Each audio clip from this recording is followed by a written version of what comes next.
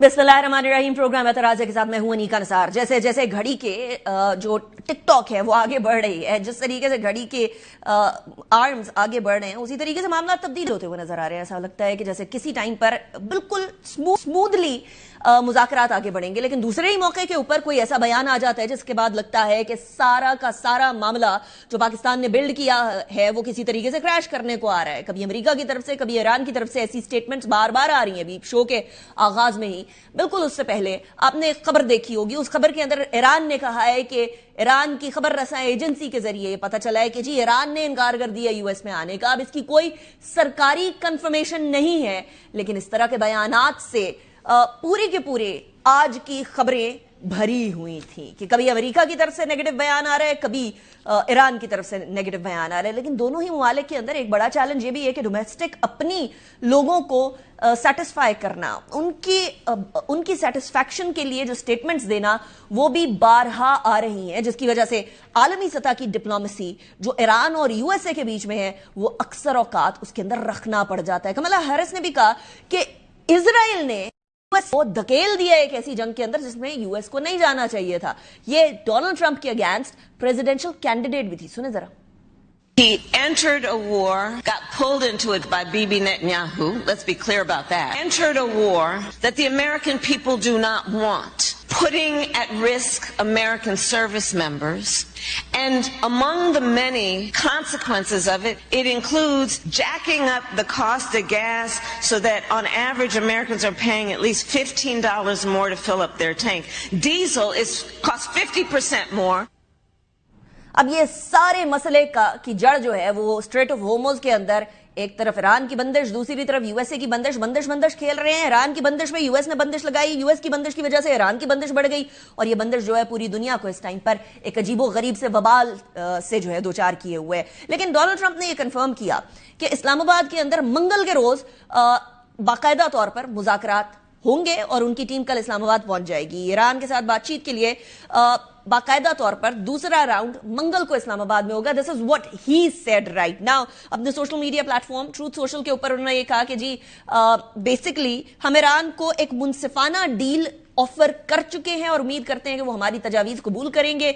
Donald Trump ने यह भी कहा कि जी ईरान ने आबनाए हुर्मुज बंद करने का यह फैसला किया है और यह फैसला ठीक नहीं है।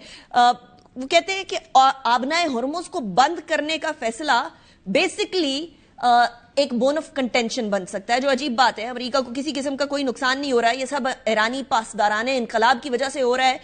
न्यूयॉर्क पोस्ट ने भी ये कहा है कि मुज़ाकरात की तस्दीक की है, हो रहे हैं मुज़ाकरात। न्यूयॉर्क पोस्ट से गुफ्तगू के अंदर सदर डोनाल्ड ट्रंप ने यह कहा है कि जी ईरान के साथ मुज़ाकरात का अगला राउंड मंगल को होगा, इस्लामाबाद में होगा। और इससे पहले न्यूयॉर्क पोस्ट की ही जो कॉरेस्पॉन्डेंट इधर आई हुई हैं उनको कहा था कि आप इस्लामाबाद में रहें। उनके मुताबिक स्टीव विटकॉफ और जेरेड कुशनर इस्लामाबाद मुज़ाकरात में शामिल होंगे। जेडी वैंस ने पहले मुज़ाकरात की क़यादत की थी, लेकिन इस बार वो शरीक नहीं होंगे। बट अब से थोड़ी देर पहले यह खबर भी आई कि अब जेडी वैंस भी पाकिस्तान आएंगे।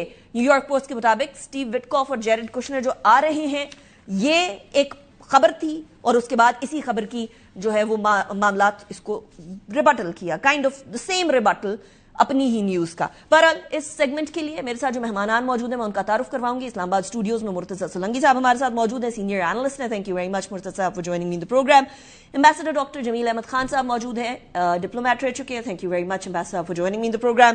Brigadier Haris Nawaz defence analyst हैं। Thank you very much brigade साहब। हैदर नकवी भी हमारे साथ मौजूद हैं, is also a seasoned analyst. Thank you very much Haider for joining me in the programme. Haider आपसे जरा आगाज करते हैं। यहां इस टाइम पर एम्बिग्विटी, इबहाम, डूबियस सिचुएशन, ये किसी भी मोमेंट के ऊपर वो इस तरह वो हार्ट अटैक वाली सिचुएशन लग रही है कि अभी हुआ तब हुआ। डू यू सी कि ये सारी चीजें जो है वो सब्सटैंशियली ऑन ग्राउंड हमें सॉल्व होते हुए नजर आएंगी, या अभी जो थोड़ी देर पहले स्टेटमेंट ईरान की तरफ से आई है इसका वाकई में कोई सीरियस रेपरकशंस हो सकते हैं?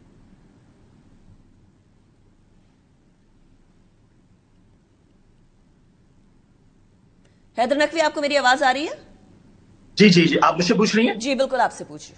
जी देखें, एक काम करते हैं, थोड़ा सा ये स्टेटमेंट्स का जो पिंग पोंग चल रहा है इससे निकल के बात करते हैं। दोनों तरफ से जो बयानात आ रहे हैं जरा इससे निकल के बात करते हैं। एक बात तो तय है कि ये माहिदा होना है और अमन ने जारी रहना है। اس کے پیچھے جتنے بھی بیانات دیے جا رہے ہیں, اس کے پیچھے جتنی بھی گفتگو ہو رہی ہے, وہ دونوں ممالک یا ان کے سربراہان یا ان کی حکومتیں اپنی عوام کی کنزپشن کے لیے کر رہے ہیں. اگر ایران نے اپنا ڈیلیگیشن نہیں بھیجنا ہوتا اور اس کا ڈونلڈ ٹرمپ کو علم ہوتا تو ڈونلڈ ٹرمپ کبھی بھی میڈیا پہ آ کے یہ نہیں کہتے کہ میرے لوگ اسلام آباد جا رہے ہیں مذاکرات کے دوسرے راؤنڈ کے لیے. ایک طرح سے یہ اعتراف شکست ہوا نا, اگر ایران نہیں آ رہا تو ایران اپنا ڈیلیگیشن ضرور بھیجے گا, یہ مذاکرات بھی ہوں گے اور یہ مذاکرات اس پوائنٹ پر آ کر کامیاب بھی ہوں گے. ظاہر ہے جیسے ہم بار بار بات کرتے رہے کہ یہ 47 سال کی جنگ ہے جو چند گھنٹوں میں چند دنوں میں مکمل طور پہ ختم نہیں ہونی, لیکن اس کا سرا پکڑا جا چکا ہے, اس کو ختم کرنے کا سلسلہ شروع ہو چکا ہے. اور اب یہ یہاں سے کسی بھی صورت میں مائنس کی طرف نہیں جانی, یہ پلس کی طرف جانی ہے. اگر اس کو پلس کی طرف نہیں جانا ہوتا تو پاکستان کے چیف آف ڈیفنس فورسز کبھی بھی ایران نہیں جاتے. اگر اس کو پلس کی طرف نہیں جانا ہوتا تو بار بار ڈونلڈ ٹرمپ ایک بات نہیں کر رہے ہوتے کہ مجھے مذاکرات کی کامیابی کا یقین ہے. اور آج رات تک اس طرح کی ایک ڈیولپمنٹ ہونی ہے جو کہ چند گھنٹوں میں پوری دنیا کو پتہ چل جائے گی, جس کے بعد ایران بھی کہہ دے گا کہ جی ہمارا وفد اسلام آباد جا رہا ہے اور مذاکرات کے دوسرے سیشن میں حصہ لے گا.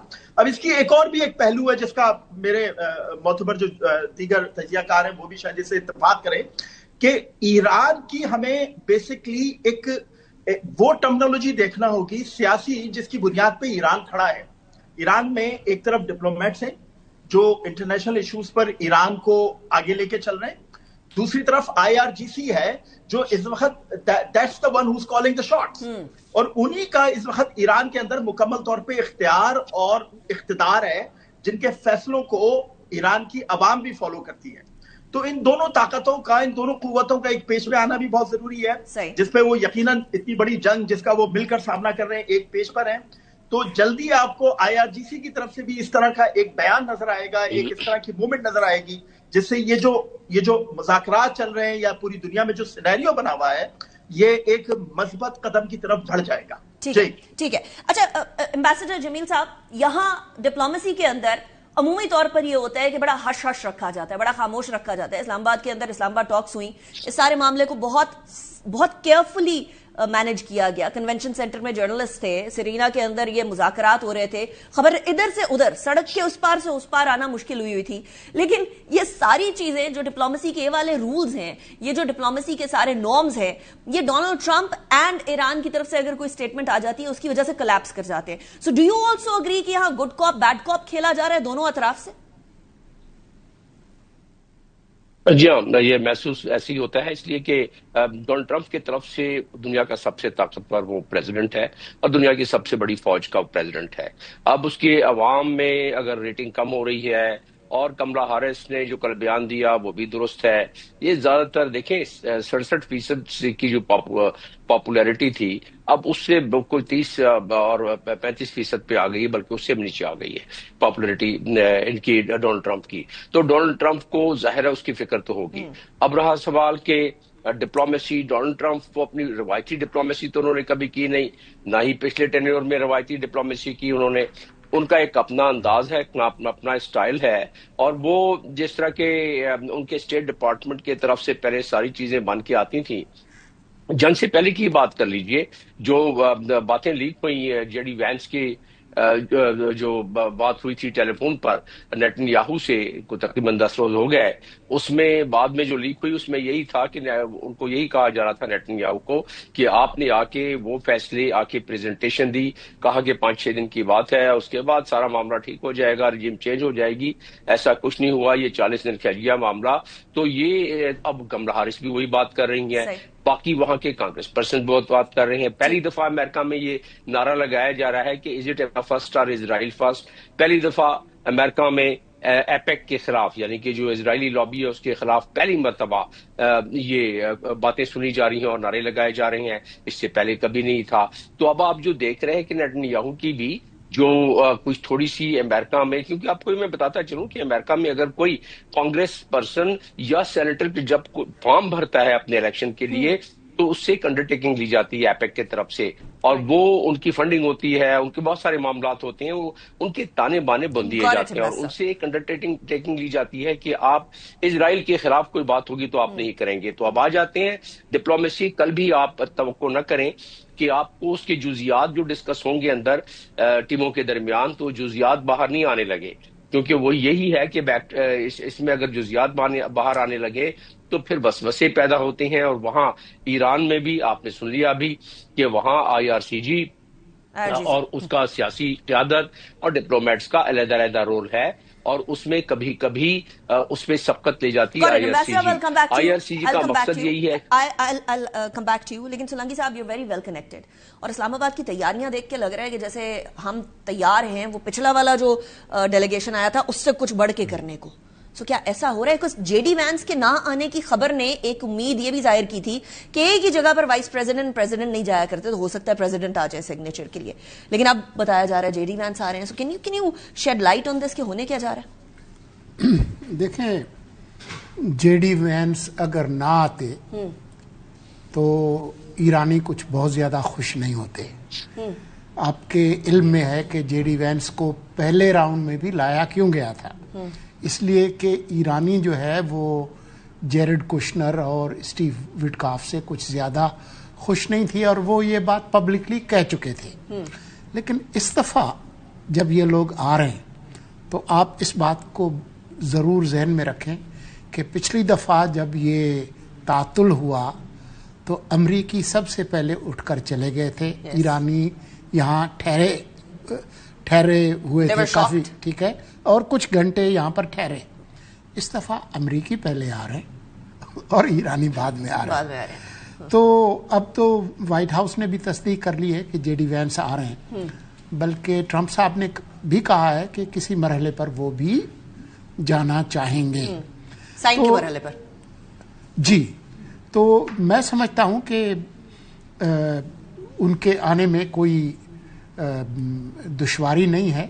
باقی وہ جو سیسا ہے بیانات کا, وہ گھر کا سودا ہے, ڈومیسٹک کنزمپشن کے لیے وہ سب نے بیچنا ہے. آخرکار دونوں نے اپنی فتح کا اعلان کر کے اپنے ملک جانا. Are you saying ابھی یہ جو ایرانین سرکاری میڈیا کہہ رہا ہے کہ ایرانینز نے آنے سے انکار کر دیا ہے اور امریکہ کے ساتھ بات چیت کرنے سے انکار کر دیا ہے, اس طرح کی کچھ اطلاعات پہلے بھی آئی تھی جو پہلا راؤنڈ ہوا کہ ایرانیوں نے کہا کہ ہم تو نہیں جا رہے, لبنان میں جنگ چل رہی ہے, فلاں ہو گیا.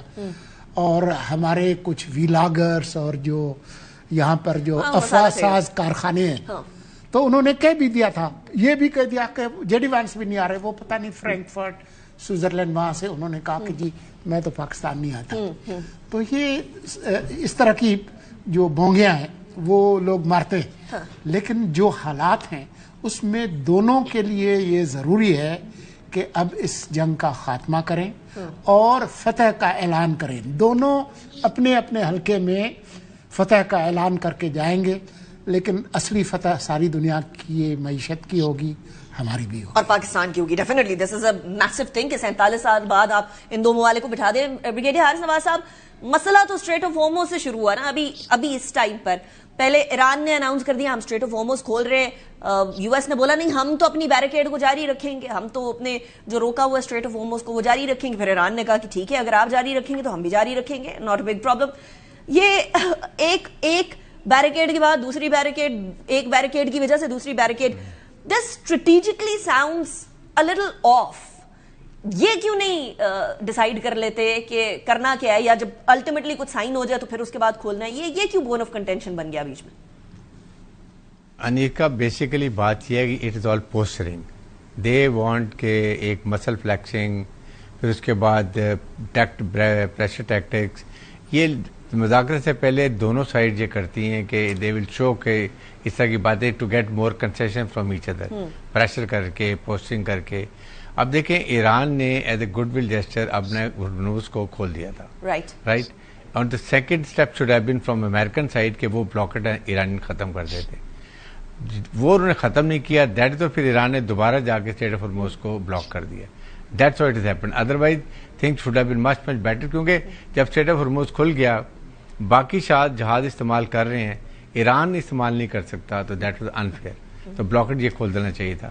اس کے بعد دیکھیں زیادہ تر مذاکرات جو ہے نا وہ کافی حد تک سالو ہو چکے ہوئے ہیں, لیکن 47 ایئرس کی مس انڈرسٹینڈنگ, مسٹرسٹ, دشمنی, ناراضگیاں, وہ ایک یہ 2-3 میٹنگ میں بڑا مشکل ہو جاتا ہے. اور سیکنڈ یہ ہے کہ پاکستان نے جس طریقے سے سفارتکاری استعمال کر کے آپ یہ دیکھ لیں کہ لا کے ان کو ایک چھتری کے نیچے ایک کمرے میں بٹھا دینا is a big thing for Pakistan and the world also, جو they were keeping the finger crossed. اور یہ اس پہ ظاہر ہے کہ فیلڈ مارشل یاسین ان کا بہت بڑی کنٹریبیوشن ہے. اب 3 دن وہ لگا کے آئے ہیں ایران میں, ظاہر ہے کہ he must have not wasted the time.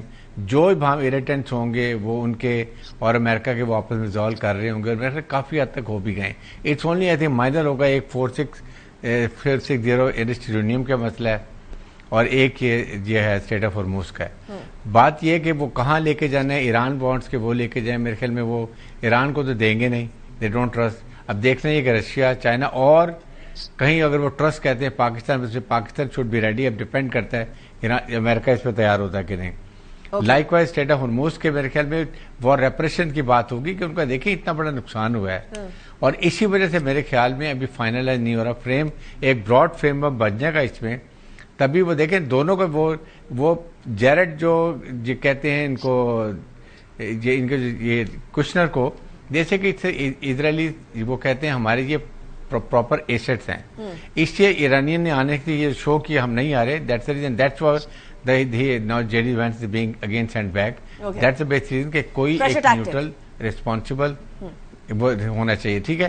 لیکن اگر کہیں ہو سکتا ہے اس کے بعد ایک یہ براڈ فریم بن جائے, تھرڈ میٹنگ میں مجھے لگتا ہے کہ اس وقت سب چیزیں جب نیٹی-گریٹی سالو ہو جائیں گی, اور وہ تھرڈ راؤنڈ اسلام آباد میں دین مائٹ بی کہ اس وقت پریزیڈنٹ ٹرمپ آئے, because he will like to sign and get the credit. Let's hold this thought. Brigadier صاحب یہ بڑی امپورٹنٹ تھاٹ ہے. میں ذرا حیدر کے پاس بھی لے کے جانا چاہوں گی ٹاپک کو یا اس ایشو کو.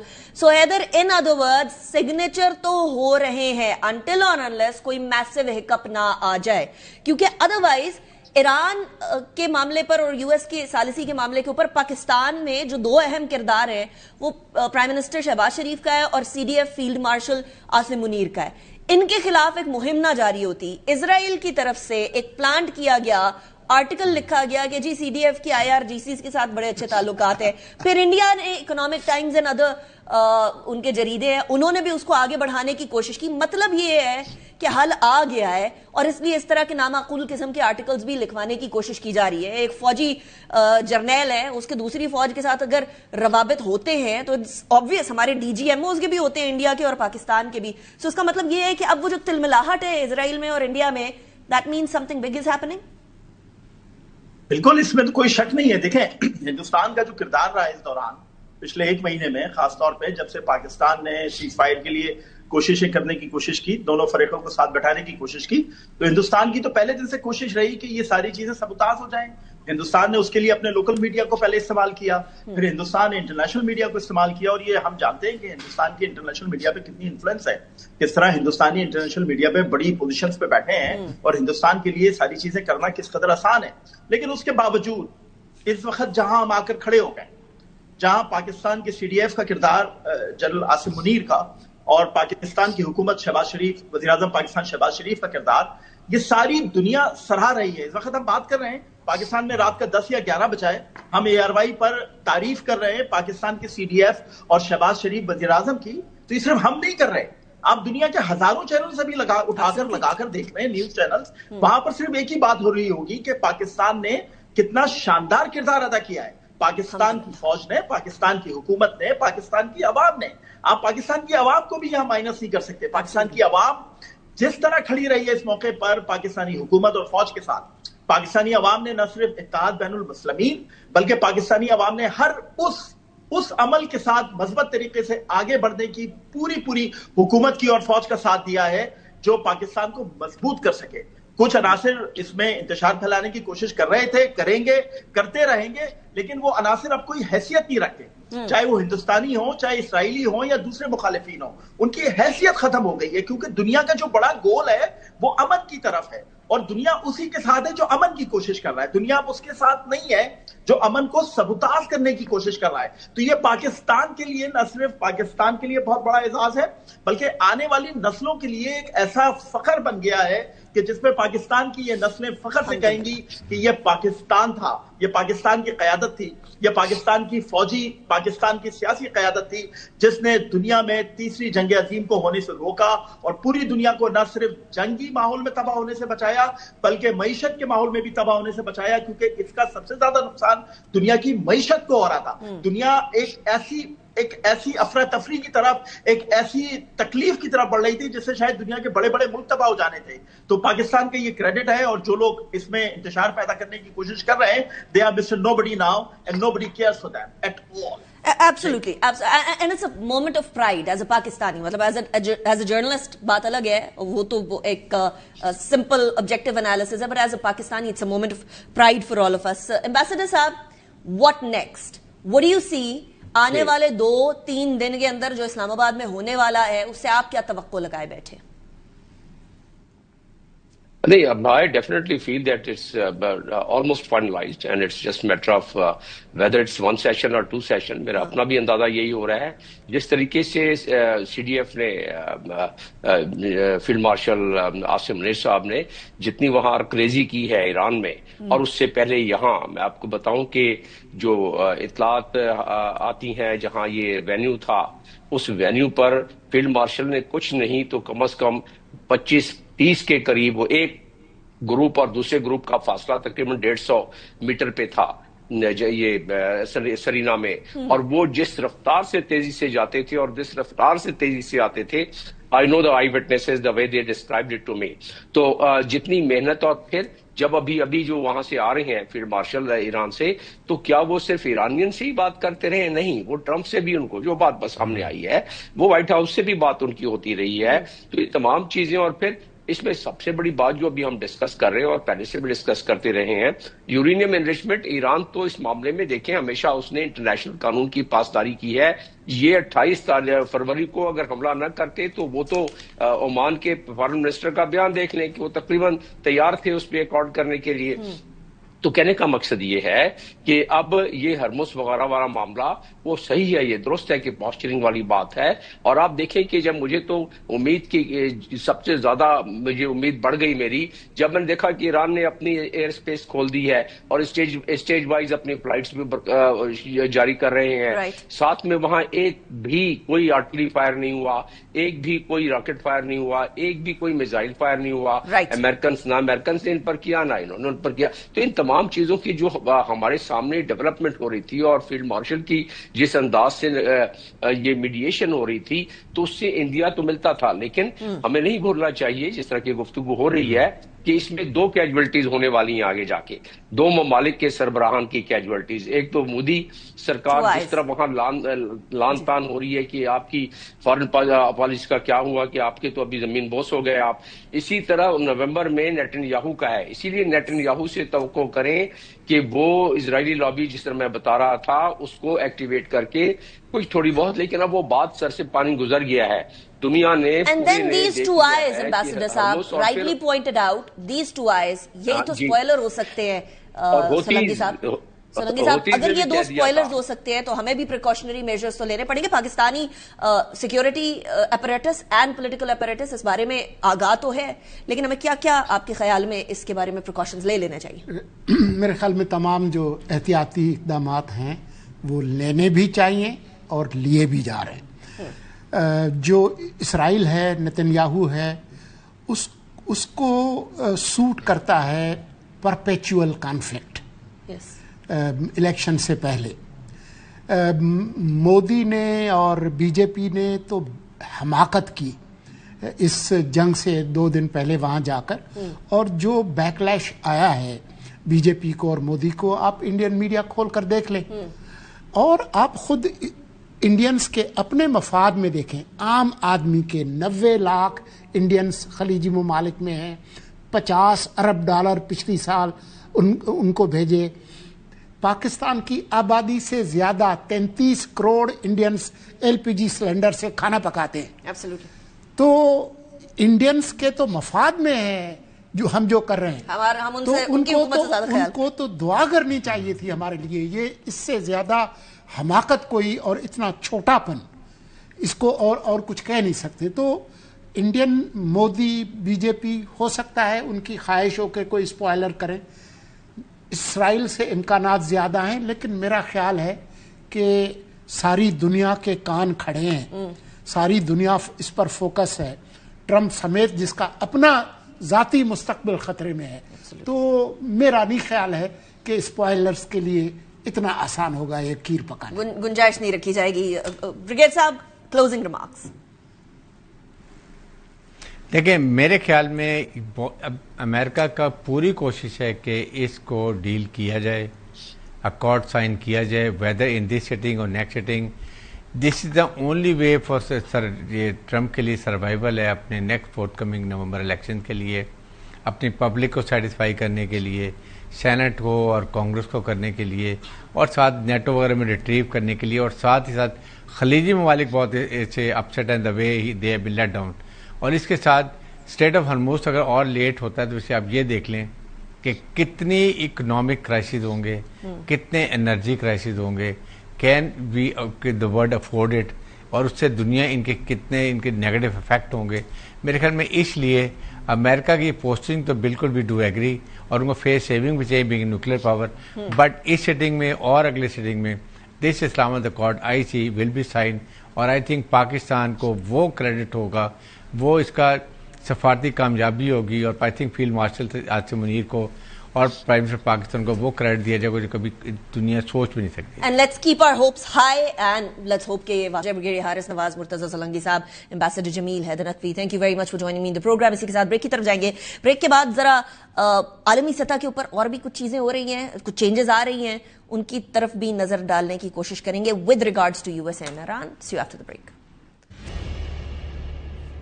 Welcome back after break. Khurshid Kasuri صاحب ہمارے ساتھ موجود ہیں, سابق وزیر خارجہ رہ چکے ہیں, بڑے امپورٹنٹ ٹائمز کے اوپر ان کے اسرائیل کے ساتھ بھی ڈائریکٹ روابط ہو چکے ہیں اس ٹائم پر جس ٹائم پر پاکستان اور اسرائیل کے بیچ میں جو کوورٹ اوورٹ جتنے بھی تعلقات بات چیت ہوئی تھی کسی سرٹن پوائنٹ پہ. قصوری صاحب, thank you very much for joining me in the programme. It's a pleasure having you in the شو.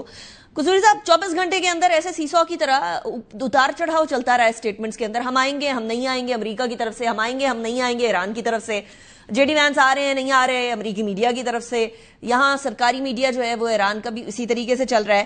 یہ کیوں پینڈولم کی طرح سٹیٹمنٹس چینج ہو رہی ہیں ایک ایسے ٹائم پر جہاں بہت ہی سینسٹیو معاملہ ہے؟ یہ سٹیٹمنٹس پرابلمٹک نہیں ہو جاتی, اسپیشلی جب چلیے ایک اسٹیٹ میڈیا بول رہا ہے یا ایک میڈیا بول رہا ہے, بات الگ ہے, سورسز کے تھرو بول رہا ہے, بات الگ ہے. یہاں ڈونلڈ ٹرمپ آ کر خود اس طرح سے سٹیٹمنٹس دے دیتے ہیں. یہ جو میگا فون ڈپلومسی ہے نا, روزانہ پریزیڈنٹ ٹرمپ تو میرا خیال 20 دفعہ دن میں بات کرتے ہیں. ڈپلومسی کا یہ طریقہ نہیں ہے, اور وہ کمپیل کر رہے ہیں ایران کو کہ ایران کی بھی تو پبلک اوپینین ہے نا, انہوں نے اتنا سفر کیا ہے کہ وہ کیسے چپ رہیں گے. یہ روزانہ وکٹری کلیم کر لیتے ہیں تو ان کو کمپیل کر دیتے ہیں. تو مجھے تو نہیں سمجھ آتا کہ یہ جو ان کا طریقہ کار ہے پریزیڈنٹ ٹرمپ کا, اس میں انہیں کیا فائدہ ہے. ہاں ٹھیک ہے, الیکشنز ہو رہے ہیں مڈ ٹرم, تو وہی امپریشن یہ دینا چاہتے ہیں کہ میں نے حل کیا اور میں نے دبا کے حل کیا ہے. تو یہ دس از کاؤنٹر پروڈکٹیو. لیکن ایک اور فیکٹر ہے, یہ اسٹاک مارکیٹ کو بھی پلے کرتے ہیں. یہ ان کا مقصد یہ ہوتا ہے, ان کے بہت سے دوست اسٹاک مارکیٹ میں ہیں, اور امریکن اکانومی میں اسٹاک مارکیٹ بہت امپورٹنٹ رول پلے کرتی ہے.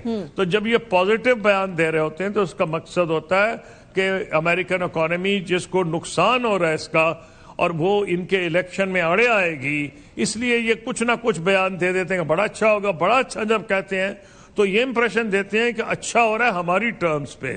لیکن یہ اسلام آباد ٹاکس پارٹ 2 میں حل نکلنے کے کتنے, کب اور کیسے چانسز ہیں قصوری صاحب ان یور آئیز؟ یہ چاہے نہ 4 دن میں ہو, 10 دن میں ہو, 20 دن میں ہو, یہ میں نہیں کہہ رہا کہ اسلام آباد میری خواہش ایز اے پاکستانی ہو, لیکن وہ کب ہوں گے اس میں اس نہیں پریڈکٹ کیا جا سکتا. کیوں کہ جب تک یہ ایک فریم ورک نہیں ہوتا. 2 دفعہ ایران ڈسا گیا ہے کہ جب نیگوشیشن ہوتی ہے حملہ کر دیتا ہے اسرائیل, اور امریکہ اس کا بغل بچہ بن جاتا ہے, اور وہ اس لیے ان کو اب اعتبار نہیں رہا. اب یہ جو اسلام آباد میں ٹاکس ہوئی ہیں, پہلے بہت اچھی فیلنگ تھی, اس کے بعد اس قسم کی انہوں نے بیانات دینے شروع ہوئے پریزیڈنٹ ٹرمپ نے، وکٹری ہو گئی، نیوکلیئر پروگرام انہوں نے ختم کر دیا، یہ جو ہے بالکل فار آل ٹائمز کلیئر کر دیا ہے جو آبنائے ہرمز ہے، یعنی ایسے لگ رہا تھا کہ ایران نے سرنڈر کر دیا ہے. تو یہ تو ممکن نہیں ہے. جب امن ہوتا ہے، جب انڈیا پاکستان بھی بات کر رہے تھے تو برابری کی بنیاد پر بات ہوتی ہے. اور جو میں نے اپنی کتاب میں ڈیٹیلز دیے بالکل کلیئر کیا ہے کہ یو کی not deal with somebody and make them feel کہ جناب آپ جیت گئے فلانا ہار گیا ہے. بلکہ آپ حیران ہوں گی کہ انڈیا پاکستان ڈائیلاگ میں ہماری ان ریٹن اگریمنٹ ہو گیا تھا کہ اگر کوئی اخبار یا کوئی لیک آؤٹ کرے، کیونکہ ہمیشہ لوگ لیک آؤٹ کرتے ہیں تو کہ جی فلانے کو وکٹری ہوئی تو فوراً دوسری پارٹی ڈینائی کر دے گی. اور ڈپلومیسی کے رولز ہیں، یو رائٹ قصوری صاحب. لیکن اب آپ بھی تو کوئی امید لگائے بیٹھے ہوں گے، آپ کی بھی تو کوئی ہوپس ہوں گی as a somebody who has seen who has done diplomacy بڑے کروشل ٹائمز کے اوپر. تو آپ کی کیا ہوپ ہے اس اسلام آباد ٹاکس 2 سے؟ میری امید یہ ہے کہ ان بیسک ان کی جو فیکٹرز ہیں کیا ہے وہ لیٹ اس اینالائز دوز. امریکہ ہیز فیلڈ. یونائٹڈ اسٹیٹس سے کیا ترجیحات ڈکلیئرڈ تھی؟ ریجیم چینج، کچھ بھی نہیں ہوئی. پھر ان کا یہ تھا کہ لوگ نعرے مارتے ہوئے باہر نکل آئیں گے، ایک پرو امریکن ریجیم نکل آئے گی، امریکہ کے جھنڈے لے کے نظر آئے، کچھ بھی نہیں ہوا. پھر انہوں نے یہ کہا کہ جی ہم ان کو تباہ کر دیں گے، ان کی جو نیوکلیئر پروگرام ہے. بھئی اگر آپ نے تباہ کرنا تھا آپ نے تو 6 مہینے پہلے اعلان کر دیا تھا، جب آپ کے بامبرز گئے ہیں اور آپ نے ایرانین نیوکلیئر سائٹس پہ حملہ کیا ہے کہ فار آل ٹائمز ختم ہو گیا ہے. تو اگر وہ ختم ہو گیا دوبارہ کیوں حملے کر رہے ہیں؟ صحیح. تو پھر انہوں نے یہ کہا تھا کہ جی ہرموز جو ہم نے کھلوا دی. تو میں کیا آپ کو یہ رہا ہوں کہ یہ پوسچرنگ بہت زیادہ، اب ایران بھی پوسچرنگ کر رہا ہے. ہاں اب اس میں ایڈوائس ان کو یہ دی جا سکتی ہے کہ بھئی نہ تو پریزیڈنٹ ٹرمپ کا فائدہ ہوگا، کیونکہ ایک چیز میں بتا دوں، خدا نہ خواستہ اگر یہ نہ امن ہوا اور کیا کرے گا ٹرمپ، زیادہ کیا کریں گے؟ دوبارہ بمبنگ کر دیں گے. تو بمبنگ کے بعد کیا حاصل کریں گے؟ انہوں نے پہلے کیا حاصل کر لیا ہے؟ بدنصیبی سے وہ 3000 بندے انہوں نے شہید کیے ہیں، 1000 اور شہید کر دیں گے. 20,000 بلڈنگز گرائی ہیں، 10,000 اور گرا دیں گے. اور ان کو ایرانیوں سے ان سے نفرت ہو جائے گی. وہ ایرانی بھی جو رجیم کے خلاف ہے وہ بھی ان سے نفرت کرنے لگیں گے. تو اچیو کیا کریں گے؟ پھر جو گلف سٹیٹس ہیں کیا وہ بچی رہیں گی؟ ہمارے تو بڑا انٹرسٹ ہے پاکستانیز، ہمارے تو 40-50 لاکھ بندے وہاں جاتے ہیں، ہماری ایکسپیٹریٹ ارننگز آتی ہیں، روزگار وہ کما رہے ہیں. ان کو تو نقصان ہونا ہو، عرب گلف سٹیٹس کو بے انتہا نقصان ہوگا، کیونکہ اگر ایران پہ حملہ ہوگا تو ہر جگہ پہ وہ حملے کرے گا جہاں امریکن بیسز ہیں. تو اسی لیے Pakistan is very rightly شوئنگ so much interest.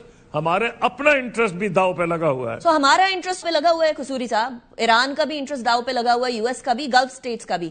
لیکن ایک سٹیٹ ایسا ہے جس کا انٹرسٹ کمپلیٹلی اپوزٹ ہے اور وہ اسرائیل ہے. اور اسرائیل سپوائلر کے طور پر کردار ادا کرتا رہے، اینڈ اوبویسلی انڈیا اس کا مدر لینڈ فادر لینڈ بن کے وہ بھی ان کے سپوائلرز کے اندر ایک کردار ادا کرتے ہیں. آپ نے تو اسرائیلی سے ڈائریکٹ ڈیل کیا ہوا ہے، سین کہ اسرائیلی امریکیوں کے آرمز کیسے ٹوسٹ کرتے ہیں. تو اس کے امکانات کہ وہ سپوائلر بنے یا وہ گارنٹی کون لے سکتا ہے؟ دیکھیے اسرائیل کا ایک ہماری عجیب و غریب ریلیشن شپ ہے. میں جب فارن منسٹر تھا تو there's a special reason why it was decided at the highest levels, civil and military, that we need to establish a contact with Israel. Reason کیا یہ تھا کہ ہم میجر نان نیٹو ایلائے تھے یونائٹڈ اسٹیٹس کے، لیکن اسی زمانے میں وہ ایک یو خان والا ایک افیئر ہو گیا تھا جس میں ساری دنیا میں خبریں آ رہی تھیں کہ جی پاکستان سے پرولیفریشن ہوئی ہے، سچ یا غلط بہت بڑی خبریں بن گئی تھیں. اور اس میں پرابلم یہ ہو گیا کہ ہمارا جو سول نیوکلیئر انرجی پروگرام تھا، president Bush was very close to us, لیکن وہ کہہ رہے تھے کانگریس نہیں اجازت دے گی کہ پاکستان سے کوآپریٹ کیا جائے سول نیوکلیئر انرجی. لیکن انڈیا سے وہ تیار تھے. ہمیں یہ چیز ہمیں پرٹیکولرلی بری لگ رہی تھی کہ ایلائی ہمارے ہیں اور انڈیا کو دیں گے، ہمیں نہیں دیں گے.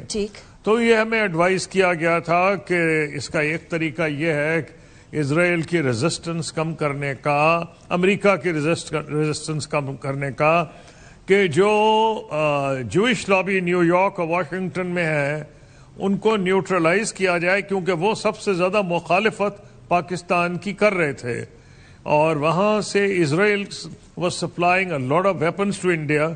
उस वक्त हमारी हिंदुस्तान से ताल्लुकात बहुत अच्छे थे, अमेरिका से बहुत अच्छे थे, लेकिन और इसलिए इसराइल को अमेरिका वो वेपन्स नहीं, इंडिया को वेपन्स नहीं देता था लेटेस्ट जो हमारे पास थे, लेकिन इसराइल दे देता था। तो हमें इसलिए यह चीज नागवार गुजरी थी। एक तो हमने लॉबी को न्यूट्रलाइज करना था, फिर हमें एक मौका मिल गया। उस जमाने में जो फॉर्मर प्राइम मिनिस्टर थे उनके दौर में इसराइल ने फैसला किया कि गाजा से अपनी फौजें विड्रॉ करेगा। तो एक तो हम ये चाह रहे थे कि एक पॉजिटिव सिग्नल यूनाइटेड स्टेट्स को दें कि सिविल न्यूक्लियर एनर्जी हमारे लिए अवेलेबल करें। Number 2, it was a weld warning, very diplomatic weld warning कि जरूरत से ज्यादा इसराइल हमसे दुश्मनी पैदा ना करे, क्योंकि हमारा जो क्लैश है वो हिंदुस्तान के साथ है, इसराइल के साथ नहीं है। Make sense. अच्छा, उस टाइम के फैसिलिटेटर्स जो थे वो थे, कसूरी साहब correct me if I am wrong, जिनको आज इजराइल अपना दुश्मन भी कह रहा है? तो इस कॉन्टेक्स्ट में प्रेसिडेंट अर्दोआन जो टर्की के हैं उस वक्त वजीर आजम थे, लेकिन इफेक्टिव वही थे। उसके बाद कॉन्स्टिट्यूशनल चेंजेस नहीं तो प्रेसिडेंट बन गए। तो प्रेसिडेंट अर्दोआन ने कांटेक्ट करवाया था मेरा in Turkey with the deputy prime minister of Israel, और उसमें इसराइल टर्की के एक सीनियर मिनिस्टर बीच में बैठे थे। तो जैसे पाकिस्तान आजकल करवा रहा है, तो एफर्ट ये थी कि उससे तुर्की के ताल्लुकात इसराइल के साथ अच्छे थे, क्योंकि ये याद रखना चाहिए कि इसराइल जो है ये तो ऑटोमन एम्पायर में ही में रहा करते थे यहूदी, और उनको बहुत प्रोटेक्शन थी। यही सितम ज़रीफ़ी है कि मुसलमानों के जहां भी हुक्मरानी हुई, चाहे स्पेन में हुई या बाद में ऑटोमन एम्पायर सल्तनत उस्मानिया में, यहूदियों को टोटल प्रोटेक्शन थी और आज़ादी थी, इसलिए उनके लिए कोई इशू नहीं था, उन्होंने उनको रिकग्नाइज किया हुआ था। तो वहां मीटिंग जब हुई तो उन्होंने मुझसे यही सवाल पूछा कि why has this taken so long this meeting, तो और why are you more Palestinians then the Palestinian, तो फलस्तीनियों से ज्यादा आप क्यों फलस्तीनी हैं? मैंने कहा हम फलस्तीन को मसला कश्मीर के साथ जोड़ते हैं और हम ये समझते हैं जिस तरह वो कश्मीरी महकूम है, इसी तरह ये भी आपके जुल्म के शिकार हैं। तो एनीवे उन्होंने हर किस्म की हमें ऑफर की कि वो Pakistan as an agricultural country is an agricultural country. उन्होंने कहा हम पाकिस्तान को ये टेक्नोलॉजी देंगे, आपकी सारी you will become exporters of फलाना डेयरी, ये वो हर किस्म की उन्होंने ऑफर दी। राइट, पूरी साहब बहुत सारी ऑफर्स उन्होंने गल्फ ममालिक को भी दी थी, और उनकी ऑफर्स वो वाली ऑफर्स की तरह है कि जैसे दिखाया जाए कि जन्नत लेकिन हो असल में दोज़ख। कुसूरी साहब, thank you very much for joining me in the programme. बड़ी इंटरेस्टिंग सिचुएशन डेवलप हो रही है। एक तरफ ईरानियन जो सरकारी मीडिया है वो ये कह रहा है कि ईरान जो है वो उसने पार्ट लेने से सेकेंड राउंड में रिफ्यूज कर दिया है, लेकिन at the same time energy secretary हैं क्रिस राइट, वो कहते हैं कि US is not to far from a deal. दोनों तरफ से बिल्कुल कंप्लीटली ऑपोजिट खबरें आ रही हैं। ये जरा उधर के जर्नलिस्ट से पूछते हैं after break. Welcome back after the break. ये जो सीसॉ चल रहा है, सूरत हाल तब्दील होती चली जा रही है, इसके ऊपर शख्सियत हैं जिनको प्रेसिडेंट डोनाल्ड ट्रंप ने खुद बोला था कि आप इस्लामाबाद में ही रहिए, आप उधर मत आइए, इसलिए क्योंकि सूरत हाल तब्दील हो जाएगी और हो सकता है कि हम वापस इस्लामाबाद में आ जाएं। ये डोनाल्ड ट्रंप के साथ फोन कॉल में बात हुई थी। जिन सहाफी का मैं तारुफ करवाने जा रही हूँ वो इस टाइम पर मेरे साथ इस्लामाबाद स्टूडियोज में मौजूद है। केटलिन डॉर्नबॉस हैं जो कि सीनियर जर्नलिस्ट हैं of New York post, and she has been giving news about all what's happening a while ago. Caitlin, thank you very much. You gave the news that President Trump has clearly told that J.D. Vance, Vice President, is not coming. Then suddenly White House tells us that J.D. Vance is coming. What is happening in the American side? You know, I think this is a great way to understand how difficult it is to do the jobs that we do right now. Absolutely. Because diplomatic work is incredibly complex and things change hour by hour, minute by minute. And so between the hours of 5 p.m. Islamabad time when I spoke to President Trump, when he said that J.D. Vance was not coming, but that his deputies were coming, that changed within about 2.5 hours, in which I spoke to the White House. A White House official told me that, yes, indeed, things had changed. J.D. Vance, how long the U.S. stayed in that negotiation room. They stayed for, I think, 17, 18 hours trying to figure something out. They weren't going to stay a second day. That was never in the plan. And so, when daybreak happened and there was no deal, they had to head home. So what is the tentative plan now? Are they coming for a day, a couple of days? Who knows, More than right? that? We don't know.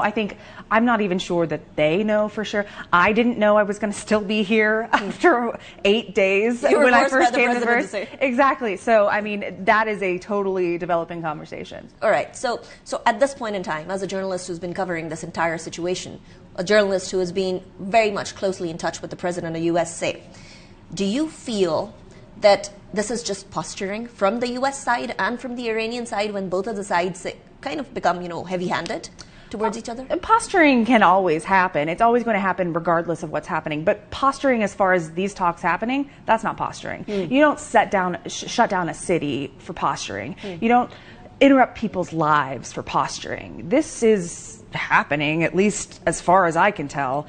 And what Iran is saying, isn't saying, I don't know. I don't have those sources in Iran, but I think that we will know, when they show up. All right. And ultimately, U.S. has 2 or 3 points that they're not ready to go back on. One is enriched uranium and nuclear deal, which had taken place somehow the other in 2015. President Trump came in 2018, rolled it back.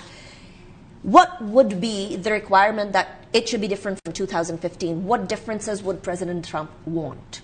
I can tell you what President Trump told me as recently as last week, and that was absolutely no nuclear for Iran. No nuclear plans, no holding on to the enriched uranium that could be possibly used in the future. I asked him about, would you be open to a 20-year moratorium on just delaying Iran's ability to say that it can enrich its own uranium, and that was out of the question. So as far as what could be different between now and the JCPOA, I don't know. However, I do know that it will be different because the president, he's been very clear that it has to be different than the JCPOA. And we just don't know how. And the Strait of Hormuz, a barricade on a barricade, and then another barricade being, kind of reversed while Iran was saying that we were going to open the barricade. Do you think there could be a conclusive decision on that before the talks, or it would stay like that? I don't know on that. I haven't been able to get a clear answer from my sources on that. But I do think that when we talk about the blockades, it's important to look at what exactly happened. So first it was a Iranian blockade, essentially, of all travel throughout the strait. Then the United States said, everybody else can pass, but nobody can trade with Iran. And so those specific ports were targeted. Now we've had a lot of changes within the past 48 hours. I don't have to tell anyone here. And so, yeah, we'll see. And I think that's certainly something that the Iranians want to see, but I haven't got any sources telling me otherwise. So lastly, the last time you talked to President Trump, what did he say? Let's kind of try to break it down. Should we break it down? Okay, it was very quick. I have to say that. He is a busy man, obviously, and so I called him about 5 p.m. Islamabad time, and I asked him. Well, actually, I just mentioned. I said I'm in Islamabad, and right away he According said, to what you said, you made me stay here. Yes, exactly, and he remembered that, and he said, "Oh, Steve's going to come there." And and I was like, okay, so he's meaning Steve Witkoff, and I pressed a little bit further, asking about who else would be coming. Jared Kushner was going to come, and at the time I said, obviously, that he said that J.D. Vance was not going to come. That has since reversed. But and then shortly after that miniature conversation, he said, I have to go now. He said that I will probably come if there is a deal to be signed, but it has to be solid. I'll probably be there if it works out. And then he said that he had to go because the Joint Chiefs of Staff was was outside his door ready to come in and brief him on something else. And there was a very important briefing in the White House.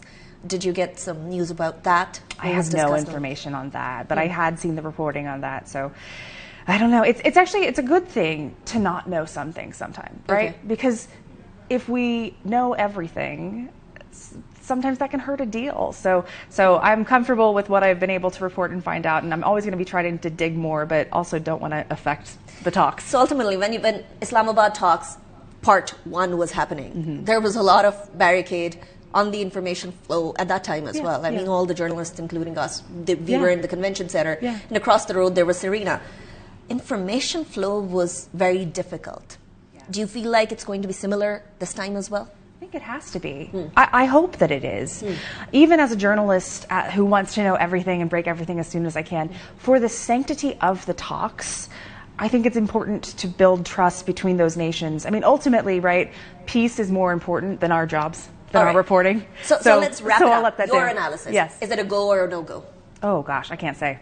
I don't think anybody can say, and I wouldn't trust anybody who can say either way. Okay. We'll find out. We'll find out. Thank you, Caitlin, for joining me Thank in the you. studios. It's a pleasure. इसी के साथ programme को इख्तिताम की तरफ लेकर जाते हैं वो जर्नलिस्ट जिन्होंने डोनाल्ड ट्रंप से बात की, उन्होंने कहा इस्लामाबाद में रहे, इस्लामाबाद में कुछ हो सकता है, और उसके बाद ये खबरें गर्दिश करने लगी कि इस्लामाबाद में वाकई में कुछ होगा, और फिर पार्ट 2 की खबर आने लगी. तो लेट्स होप कि आने वाले दिनों के अंदर जो है वो बाकायदा पीस डील हो जाए, because the world peace depends on this. Anika Nisar को इजाजत दीजिएगा, अपना बहुत ख्याल रखिए. अल्लाह हाफिज.